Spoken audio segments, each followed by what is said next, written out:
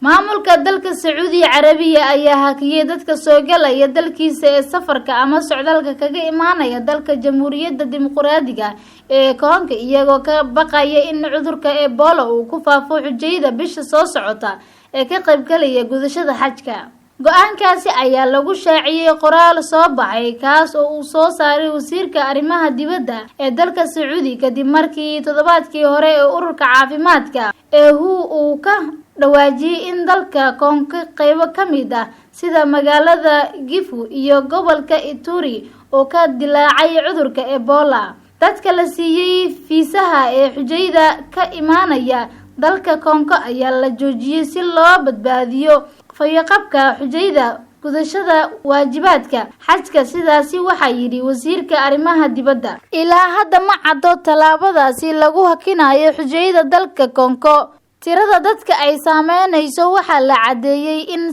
3% muslimiin yihiin bulshada reer Kongo. Cudurka Ebola ayaa la xaqiijiyay in dalka Kongo uu ku dilay 1700 oo ruux muddo sanad ah, waana markii labaad ee cudurkaasi uu ku fidayo dalal ka mid ah Afrika.